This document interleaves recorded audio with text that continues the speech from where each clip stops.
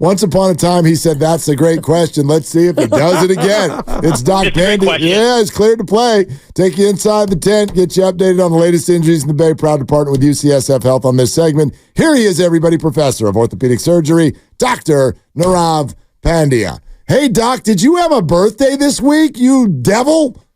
I did. I turned 45 yesterday. I did have a birthday yesterday. Oh, my gosh. You're younger than Dave Fleming. That's crazy. Happy birthday. What'd you do? I had a regular work day and then watched the Warriors game with the family at home and had a nice little dinner. Got some churros for dessert. That's a big favorite of mine. So, yeah, just a little low-key day. Going to do something bigger hopefully over the weekend. Okay. Nice. All right. Yeah. Watch the Dubs lose to the Knicks. I can't think of anything more fun. Boy. Yeah. The Anthony Edwards dunk was a little bit more exciting last night. That thing was nuts. Seriously. Was nuts. I thought it was Photoshopped, the way he elevated again. I'm like, dude, your chin is above the rim. What is happening? Right. Anyway, hey, Draymond Green in this back issue. He's been listed as questionable again for tomorrow night. You know, a bulky back. My God, there's nothing worse. So what do you think here?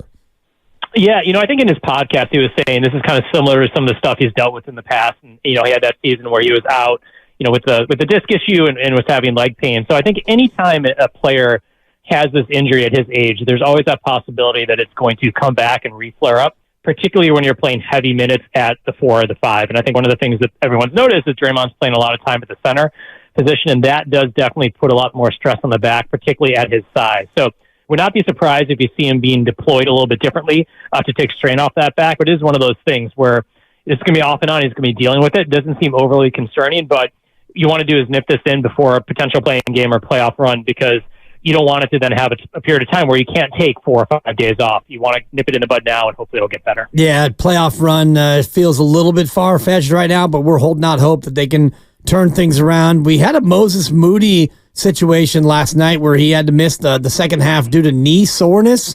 This is something that he's dealt with before. What's your take on Moses having to miss the second half with his knee? Yeah, I think whenever they use the term soreness, typically that usually means this could be like a little bit of patellar tendonitis. It could be just a little bit of, kind of generalized kind of just, kind of swelling in the knee.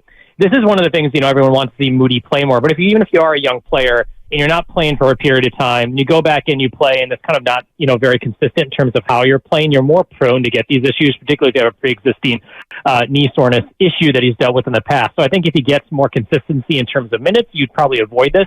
This seems to be more of a thing of, look, you didn't play for several games, now you're going in, and the body just wasn't ready to respond to that impact. Doc Pandya with us, cleared to play. When do you think Blake Snell can start an actual regular season game? Yeah, it's a great question. I think in general for a athlete coming off of, depending on how much you did on the off season, you typically see return to kind of playing baseball pitching. It'll be usually about 3 to 4 weeks. Now, if he was working a lot in the off season, he was getting some live pitching in whatever setting he was, and that could be a little bit quicker. But he has had a decent number of injuries, kind of nothing major, but he had a toe injury, he's had some adductor issues, he did have elbow surgery a couple of years ago. So all those things mean that you probably want to be a little bit more cautious in terms of bringing him in.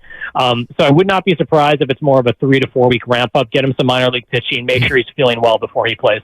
Alex Cobb looks to be ahead of schedule. What does that mean for his potential return to play earlier as opposed to later in the season?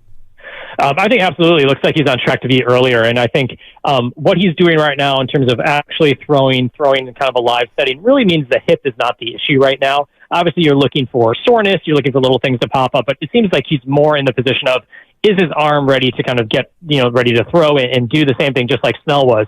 Is the arm going to be able to take that impact for a season? So I think he's probably on track to come back a lot sooner than the initial prediction, which was around the All-Star break. Would not be surprised if we see him in late April, early May, pitching on the mound again. Doc, Keaton Wynn was back on the mound too. He's dealing with elbow stuff all spring, but now they're saying opening day is probably good to go. Are there any concerns there? No, typically not. Everyone's very cautious with elbows, particularly major league pitchers. So if they're already predicting that he's going to be ready to go, that's a good sign that there aren't, any elbow pain issues. There's not any secondary soreness in the shoulder. So the fact that you're generally very cautious with pitchers and even the least amount of soreness anywhere in the body, you're going to hold someone back. Very positive sign that he'll be ready that part of the season. Doc, great stuff as always. We appreciate you and happy another trip around the sun.